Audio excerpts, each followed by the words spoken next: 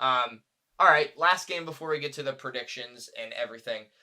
Liverpool 4, Newcastle 2. A 0-0 first half, then sees a Salah goal in the 49th minute, followed by Alexander Isak in the 54th, Curtis Jones in the 74th. God, I can't remember. Jesus, Gakpo. Goodness gracious. In the 78th, I'm having a aneurysm. Botman in the 81st on a big header, and then Salah penalty in the 86th minute. Had a penalty saved in this one as well. Has to be said. He gave up 4 goals and still had an 8.2 rating. He was outrageous. But overall, very, very, very exciting game to watch. A lot of action. And I think, again, 4-2 win, obviously, like, playing Newcastle, it's, like, one of the worst things because I'm going to say it right now. Just to lead it off before we get into the penalties and everything else, Joe Linton should have been sent off in that game. It's insane that he gets away with, like assaulting people a lot of the time. Yeah. And, like, didn't have a card until, I think, the second half. But I love him. He's, like, one of my favorite players to watch. He does so much work. But sometimes I'm just like, oh my God, why? Like, how do you get away with this? I don't understand. I think it's because of the fact that he's so large and the rest feel it's like when you play youth basketball and the big kid, not as the guy that was the small kid growing up, that you get run into by I was like 4'6" and you get run into the guy who's like 5'10". Yeah. And they just go, oh, small guy falls, must be a foul. Right. Maybe they're doing the opposite, where they're giving the big guy the benefit of the doubt. But yeah, he's fun to watch, but he's got a mean streak in him. He's got the red mist a little bit. But I think that's the thing too. Like he plays so hard all the time that it's all he like has to play physical. Like he has to do all that shit. But like when you're playing against, I understand why people don't like him, and I can separate, not liking him because he hurts people sometimes, but he also plays his ass off. My computer's about to straight up die if I don't plug it in.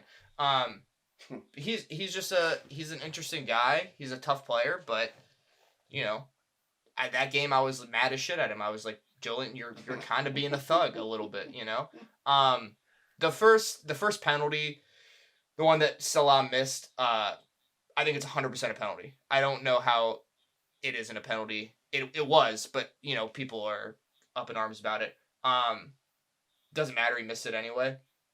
The Jota one, I don't know who said this. I feel like it was like a player or a coach about like the refs need to not be influenced by the crowd. I think if you're at home and you get that happens to your team like it did with Liverpool, I think if the call on the field will be in your favor most of the time. And then I don't think there's enough evidence to overturn it. So therefore, I think like it's just you're unfortunately, not going to get that. I think if that happens at the other end for Newcastle at Anfield, they probably just don't get the call at all, and then there's not enough evidence to overturn it the other way. So I think it's just kind of a weird gray area of VAR. I didn't think it was a penalty, though. In my perfect world, if I could make every single decision, it would not be a penalty. I'm blanking on the play completely. So Jota. When Jota went through, he like went past Dubravka. Dubravka touched his leg little bit. That's right. Yeah. I just hate how like there's any contact from the keeper, if the keeper's put his arms up or his feet up, extend him up, like if he's just coming out and he's relatively on the ground, like, and he's committing to making a save and the guy touches it to the side, like, how much can you really do? It's like this, it's not like he's, again, it's you got to take intent out, intent / that's why I love the human element. It's like they make the call and you stick with it. Like that's why penalties should be, hey, it's a handball, it's an offsides, like stuff like that. But yeah, it was. I agree. Like it was a harsh one. It was tough. Yeah, but again, I think it's like you do get a benefit of the doubt when you're at home a little bit on those like 50-50s. Yeah. So I think we should have had a penalty. What we've probably, in my world, we should have had one penalty. We scored one penalty.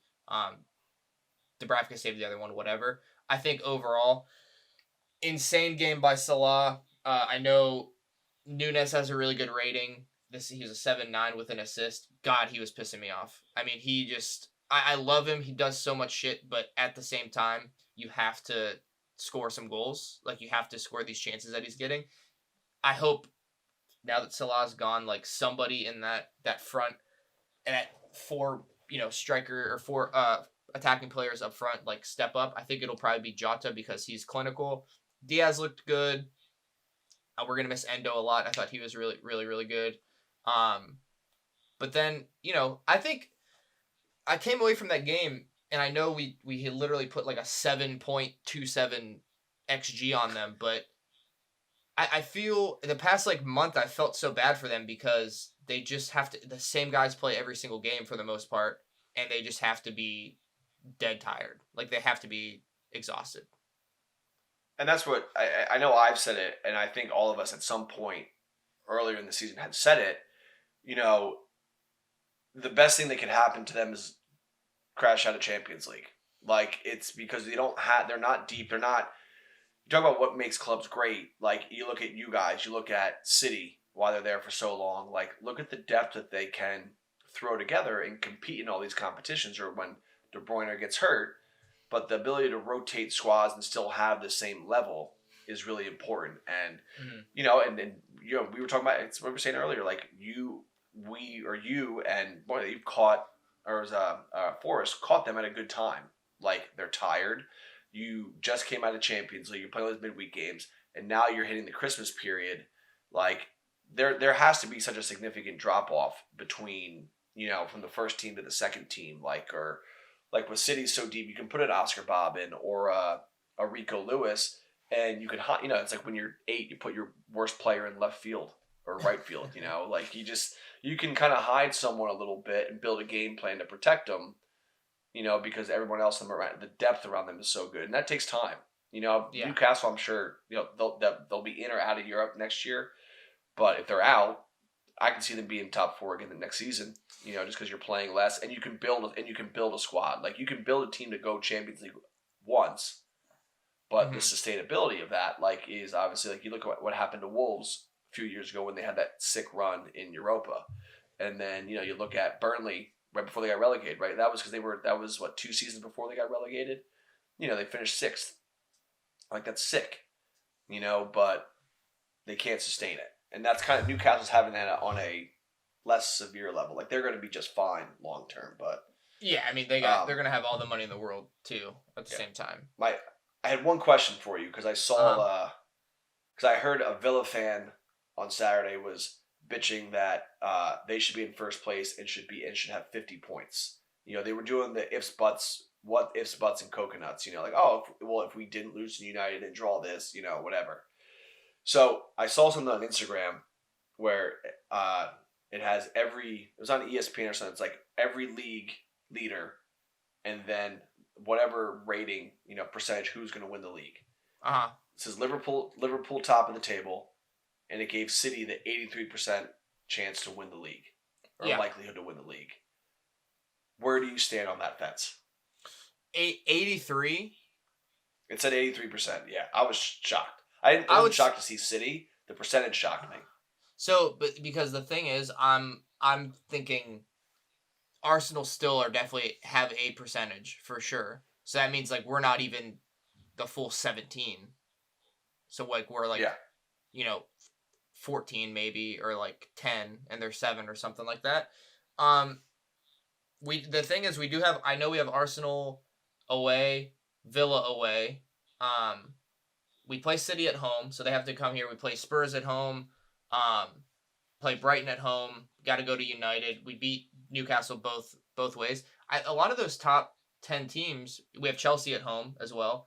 And Wolves as well. So top 11, there are a ton of those teams left to play at home. We played them away already. I think we have a really good schedule.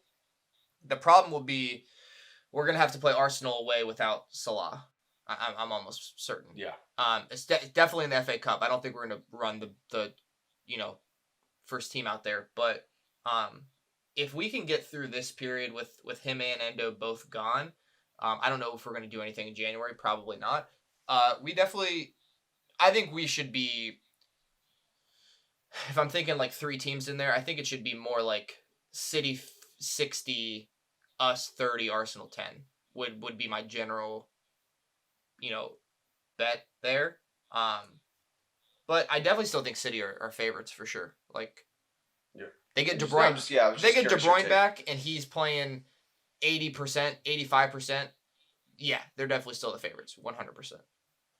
I mean, he's a winter signing. He's a January signing for sure. Yeah, like, he is. that's- He is like the I'm scared. January signing too. Like he's, it's like getting one of the best players in the world, like in the January transfer window. So, absolutely, He's trying to be the ginger David Beckham right now. He With his is. haircut. He is definitely. Do you think him or David Beckham is a better overall player?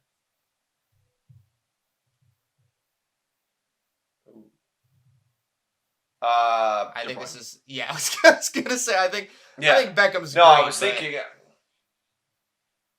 No, yeah, it's just I mean, Beckham was never a guy who's gonna control the ball up. It was also granted, it was a different style of game too. Like, but Right. he's a central midfielder and a winger. Like, it's two different.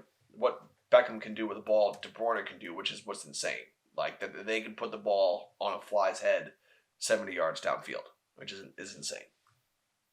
I agree. Plus all right. the other technical skills. So. No, yeah, different guys.